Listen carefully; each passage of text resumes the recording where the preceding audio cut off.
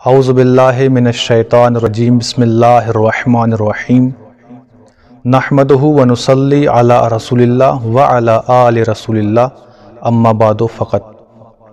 محترم ناظرین، السلام علیکم ورحمۃ اللہ وبرکاتہ۔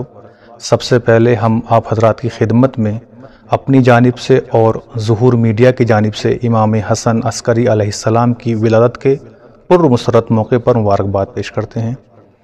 آج ہم آپ حضرات کے سامنے اس لیے حاضر ہوئے ہیں تاکہ امام حسن عسکری علیہ السلام کی سوانح عمری کو مختصر طور پر پیش کریں۔ امام حسن عسکری علیہ السلام 10 ربیع الثانی 232 ہجری مدینہ میں متولد ہوئے۔ آپ کے والد ماجد امام علی نقی علیہ السلام اور آپ کی والدہ گرامی حدیثہ تھیں، اور آپ کی زوجہ محترمہ نرجس خاتون تھیں۔ آپ کے صرف ایک بیٹے تھے، امام زمان اجل اللہ فرجہ شریف۔ امام علیہ السلام کی عمر مبارک 28 سال تھی۔ ہمیں 3 ایسے معصوم ملتے ہیں جن کی عمر بہت زیادہ کم ہے، یعنی کہ 30 سال سے بھی کم عمر ہے۔ پہلی حضرت فاطمہ زہرا سلام اللہ علیہا، آپ کی عمر مبارک 18 برس تھی۔ دوسرے امام محمد تقی علیہ السلام، آپ کی عمر مبارک 25 برس تھی۔ تیسرے امام حسن عسکری علیہ السلام، آپ کی عمر مبارک 28 برس تھی۔ امام علیہ السلام کو بادشاہ وقت نے یعنی خلیفہ عباسی نے جبراً اور اجباری طور پر مدینے سے آپ کے والد گرامی کو بھی اور آپ کو بھی بلوایا، بغداد میں رکھا، اس کے بعد سامرا میں رکھا۔ تو آپ کی اکثر زندگی جو گزری ہے وہ قید میں گزری ہے، نظر بندی میں گزری ہے۔ اب امام کو کیوں قید کیا گیا؟ اس کی 3 علتیں ہیں، 3 وجہ ہیں کہ امام کو کیوں قید کیا گیا۔ پہلی علت، کیونکہ اس زمانے میں شیعوں کی تعداد بہت زیادہ تھی، اور شیعہ حضرات اس چیز کو مانتے تھے کہ خلفائے عباسی ناحق اور ناجائز اور غیر مشروع حکومت کر رہے ہیں، اور حکومت کرنے کا حق صرف اور صرف اولاد علی علیہ السلام کو ہے۔ اور اس وقت جو سب سے نمایاں شخصیت تھی وہ امام حسن عسکری علیہ السلام کی تھی، لہٰذا ان کو نظر بند کیا گیا، ان کو قید کیا گیا۔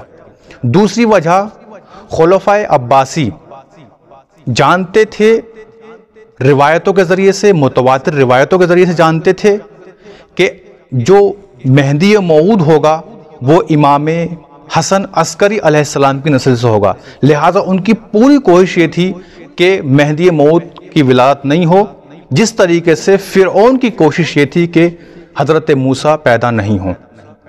تیسری وجہ کیا ہے؟ تیسری وجہ جو ہمیں تاریخ کے اندر ملتی وہ یہ، جو ہر معصوم کے ساتھ ہے، وہ کیا ہے؟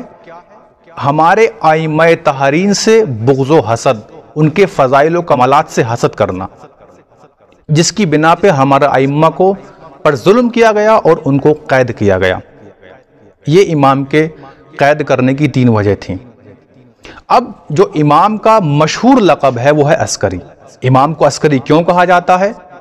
جو ہمیں تاریخ میں ملا اس کی وجہ یہ ہے کہ بادشاہ وقت نے آپ کو سامرا میں، عسکر ایک جگہ ہے، وہاں پر آپ کو جبراً اور زبردستی آپ کو وہاں پر قید کر کے رکھا، جس کی بنا پہ آپ کو عسکر وہ جگہ تھی جس کی وجہ سے آپ کو عسکری کہا جانے لگا۔ اور عسکر ایسا مقام تھا جو جنگی چھاونی تھا، یعنی وہاں پر فوجی جمع ہوتے تھے اور وہاں سے جو ہے پھر جنگ کے لیے وہاں سے جایا کرتے تھے۔ اب امام علیہ السلام کی زندگی صرف 28 برس ہے۔ امام کی زندگی کا مشہور واقعہ جو آپ حضرات کی خدمت میں عرض کرنا چاہتا ہوں محترم ناظرین، وہ یہ ہے کہ ایک مرتبہ بہت زیادہ قحط پڑ گیا، 3 سال قحط پڑتا رہا۔ جب بارش نہیں ہوئی تو بادشاہ وقت نے حکم دیا کہ سب لوگ نماز استسقاء پڑھنے کے لیے اپنے گھر سے باہر نکلیں۔ جب ایسا موقع آیا سب نے نماز پڑھی، لیکن بارش نازل نہیں ہوئی۔ کچھ دن کے بعد بغداد سے نصارہ کا قافلہ، راہبوں کا قافلہ سامرا پہنچا۔ اب اس میں سے ایک راہب نے اپنے ہاتھ کو اس طریقے سے آسمان کے نیچے بلند کیا اور بارش نازل ہونے لگی۔ لوگ حیرت میں پڑ گئے۔ دوسرے دن پھر اس نے اسی طریقے سے کیا، پھر بارش ہو گئی۔ اب اس کا اثر یہ ہوا کہ لوگ مرتد ہو گئے، بعض مسلمان مسیحی ہو گئے اور اسلام سے منہ پھیر لیا انہوں نے۔ اب ایک مرتبہ جیسی بادشاہ وقت نے، ولو وہ جو ہے ظالم تھا، جابر تھا، مگر ظاہراً اسلام کے نام پہ وہ حکومت کر رہے تھے، اس نے پھر کہا کہ اس کا علاج کیا ہے۔ ایک مرتبہ پھر امام حسن عسکری علیہ السلام کو بلایا گیا، امام تشریف لائے۔ امام نے کہا ٹھیک ہے، کل پھر اس سے کہیے کہ وہ اپنے ہاتھ کو بلند کرے اور بارش کو نازل کروائے۔ ایک مرتبہ پھر وہ جب کل آیا تو پھر اسی نے اپنے ہاتھ کو اس طرح آسمان میں بلند کیا۔ جیسی اس نے آسمان میں بلند کیا تو بارش نازل ہونے لگی۔ امام نے ایک شخص کو کہا کہ آپ جو چیز راہب کے ہاتھ میں ہے اس سے لے لو۔ ایک مرتبہ اس نے راہب کا ہاتھ کو پکڑا، اور جب راہب کا ہاتھ کو پکڑا تو اس کے ہاتھ میں ایک ہڈی تھی، امام کی خدمت میں لا کر پیش کی۔ اب امام نے کہا راہب اب آپ جو ہے اپنا ہاتھ بلند کرو۔ اب جیسے ہی راہب نے اپنا ہاتھ بلند کیا تو جو بادل تھے وہ صاف ہو گئے، دھوپ نکل آئی۔ اب ماجرا پوچھا گیا کیا ہے، تو امام علیہ السلام نے ارشاد فرمایا کہ یہ جو ہڈی ہے وہ ایک نبی کی ہڈی ہے، اور نبی کی ہڈی کا کمال یہ ہے کہ جب بھی اسے زیر آسمان لایا جائے گا بارش نازل ہونے لگے گی، جس کی وجہ سے جب بھی یہ آسمان کے نیچے اس ہڈی کو لاتا تھا بارش ہونے لگتی تھی۔ اب امام نے اس کے بعد دعا کی اور پھر بارش نازل ہوئی، بلکہ روایت میں یہاں تک ملتا ہے کہ جیسی بادل آتے رہے امام نے کہا یہ بادل فلاں جگہ کے لیے ہے، یہ بادل فلاں جگہ کے لیے ہے۔ اس کے بعد امام نے اس ہڈی کو دفن کر دیا۔ تو اس طریقے سے امام نے لوگوں کو مسیح ہونے سے، لوگوں کو دوسرے دین کی طرف متوجہ اور دوسرے دین کی طرف جانے سے بچایا ہے۔ اب امام قید ہیں، امام کی جو اکثر زندگی ہے وہ قید و بند میں گزری ہے، لیکن امام نے اس میں بھی بہت ساری فعالیت اور کارنامے انجام دیے ہیں، جیسے کہ علمی کاوشیں، اور جو غیر مسلمان تھے ان کے شبہات کا جواب دینا اور اسلام کو ترقی دینا، ایک جو ہے کارنامہ امام کا۔ دوسرا کارنامہ یہ کہ شیعوں کو متحد کرنا اور اپنا نمائندہ نصب کرنا اور جتنی ہو سکتی ہے ان کی مدد کرنا ہر لحاظ سے۔ تیسرا کارنامہ کیا امام نے جو انجام دیا، قید و بند میں رہ کر امام قید ہیں، یہاں تک کہ یہ بھی اجازت نہیں ہے کہ کوئی امام کی طرف اشارہ کرے کہ یہ امام ہے اور مسکرائے انہیں دیکھ کر، اسے بھی قید کر دیا کرتے تھے، اتنا سخت دور ہے۔ تیسرا کارنامہ کیا کہ امام علیہ السلام نے تمام اصحاب کو اور جو چاہنے والے تھے ان کو غیبت امام زمان کے لیے آمادہ کیا ہے۔ چوتھا کارنامہ کیا تھا کہ آپ کی سیاسی فعالیتیں تھیں جس سے شیعہ مضبوط ہو جائیں اور انہیں کسی طریقے کی بھی کوئی پریشانی لاحق نہ ہو۔ امام نے اتنی فعالیتیں دکھائی ہیں قید رہنے کے بعد۔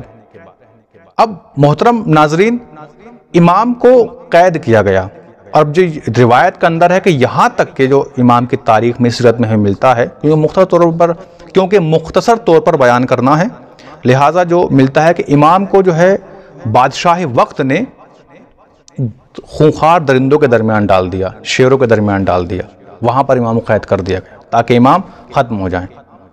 لیکن امام علیہ السلام کو قید میں ڈال دیا، اور ایسے خونخوار درندے جب امام کو قید میں ڈالا گیا تو جیسے ہی درندوں نے دیکھا تو وہ امام کے پیروں کو چومنے لگے، اور امام کو بالکل بھی کوئی ذرا سا نقصان نہیں پہنچایا۔ جیسے ہی اوپر سے بادشاہ کے لوگوں نے، فوجیوں نے یہ منظر دیکھا تو حیرت میں رہ گئے، اور امام کی ایک مرتبہ پھر فضیلت نمایاں ہوئی کہ یہ وہ ہیں کہ جن کا احترام درندے بھی کرتے ہیں، حیوانات بھی کرتے ہیں۔ اب اس کے بعد مرحلہ آتا ہے کہ امام کے بعد کون امام ہے؟ امام حسن عسکری علیہ السلام کے بعد، کیونکہ ظاہراً کسی کو پتہ ہی نہیں تھا کہ امام کا کوئی بیٹا ہے، بلکہ مشہور یہ تھا کہ امام کا کوئی بیٹا نہیں ہے، کیونکہ حالات ایسے تھے کہ ہر کسی کو نہیں بتایا جا سکتا تھا کہ امام کی اولاد ہے۔ لہٰذا ایک صحابی آیا، احمد بن اسحاق، آنے کے بعد کہتا ہے وہ اس سوال کرنا ہی چاہتے تھے کہ آپ کے بعد جانشین کون ہے، ہمارے امام کون ہے؟ تو امام علیہ السلام نے ارشاد فرمایا، اے احمد بن اسحاق، اللہ نے جناب آدم سے لے کر آج تک اور آج سے لے کر قیامت تک کبھی بھی زمین کو حجت خدا سے خالی نہیں چھوڑا ہے، اور وہی حجت خدا جس کی وجہ سے اللہ بارش نازل کرتا ہے، بلاؤں کو دور کرتا ہے، اور زمین میں جو چیزیں چھپی ہوئی ہیں وہ لوگوں کے لیے آشکار کرتا ہے۔ احمد بن اسحاق، کیونکہ تم ہمارے نزدیک معتبر ہو، اللہ کے نزدیک معتبر ہو، رسول اللہ کے نزدیک معتبر ہو، لہٰذا امام ایک حجرے میں گئے اور اپنے ساتھ ایک بچے کو لے کر آئے جس کی عمر بتائی جاتی ہے کہ وہ 3 سال کے تھے۔ امام نے کہا کہ یہ میرے بعد میرا جانشین اور آپ کا امام ہے۔ وہ کون تھے؟ وہ ہمارے اور آپ کے 12 امام، امام زمان علیہ السلام تھے، اجل اللہ فرجہ شریف۔ تو امام نے اس طریقے سے لوگوں کو غیبت کے لیے آمادہ کیا، چاہے غیبت صغریٰ ہو، غیبت کبریٰ ہو۔ اب امام کے اوپر اتنے ظلم و ستم کیے گئے کہ آخری وقت آ گیا امام کا۔ ان کے فضائل کمالات دیکھتے دیکھتے معتمد عباسی نے بالآخر امام کو زہر دے دیا، اور آپ 8 ربیع الاول سن 260 ہجری میں شہادت پا گئے۔ اِنَّا لِلَّهِ وَإِنَّا إِلَيْهِ راجعون۔ اب یہاں پر ہم حضرات کی خدمت میں امام کے 3 قول پیش کرنا چاہتے ہیں، کیونکہ درس ہے، ایک درس کے طریقے سے یہ آن لائن درس ہے، تو ہم 3 قول پیش کرنا چاہتے ہیں۔ پہلا قول جو سب سے مشہور ہے، امام علیہ السلام نے فرمایا وَأَمَّا مَنْ كَانَ مِنَ الْفُقَهَاءِ صَائِنًا لِنَفْسِهِ حَافِظًا لِدِينِهِ مُخَالِفًا لِهَوَىٰ مُطِيعًا لِأَمْرِ مَوْلَىٰ فَلِلْعَوَامِ أَن يُقَلِّدُوا۔ یعنی امام نے فرمایا کہ جس شخص کے اندر 4 شرطیں پائی جاتی ہوں، جو اپنے نفس کا محافظ ہو، اپنے دین کا محافظ ہو، تیسری شرط کیا ہے کہ جو اپنے خواہشات نفس کی مخالفت کرتا ہو، اور چوتھی شرط کیا ہے مطیعاً لامر مولا، جو اللہ، رسول اللہ اور مولا، یہ تفسیر ہے اس کی، یعنی آل محمد کے امر کا، ان کے حکم کی اطاعت کرتا ہو۔ تو جو ایسا شخص ہو تو عوام کو چاہیے کہ وہ اس کی اطاعت کرے اور اس کی تقلید کرے۔ فَلِلْعَوَامِ أَن يُقَلِّدُوهُ، عوام کو چاہیے کہ وہ اس کی تقلید کرے۔ تو امام نے اس حدیث کے ذریعے سے لوگوں غیبت کبریٰ کے لیے، یعنی کہ مرجعیت، مراجع، فقہا، مجتہدین کی اہمیت کو بتایا اس حدیث کے ذریعے سے۔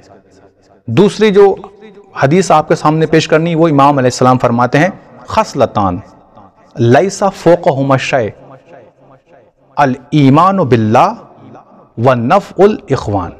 امام نے فرمایا کہ 2 صفتیں ایسی ہیں کہ جن صفات سچی کوئی صفت نہیں ہے۔ پہلی اللہ کے اوپر ایمان، اور دوسری اپنے بھائیوں کو فائدہ پہنچانا، اب وہ دینی بھائی ہو، صلبی بھائی ہو، اس کو فائدہ پہنچانا۔ تیسری حدیث امام علیہ السلام کی پیش کرنا آپ حضرات کے سامنے۔ امام علیہ السلام نے ارشاد فرمایا لیس من الادب اظہار الفرع عند المحزون، کہ یہ ادب میں سے نہیں ہے، یہ سزاوار نہیں ہے، یہ اچھی بات نہیں ہے، یہ تہذیب نہیں ہے کہ آپ کسی غمگین کے سامنے خوش ہوں اور خوشی کا اظہار کریں۔ آپ حضرات کے سامنے یہ امام کی زندگی اور ان کے اقوال پیش کیے۔ امام کی زندگی صرف 28 سال تھی، اور امام نے 28 سال کی زندگی میں بہت کارنامے انجام دیے جس سے شیعت کو فروغ ملے اور آل محمد کی تعلیم کو امام نے زندہ کیا ہے۔ آخر میں آپ سے دعا چاہتے ہیں، اور پھر انشاءاللہ ایک نئے درس کے ساتھ آپ حضرات کی خدمت میں حاضر ہوں گے۔ تب تک کے لیے والسلام وآخر دعوانا الحمدللہ رب العالمین۔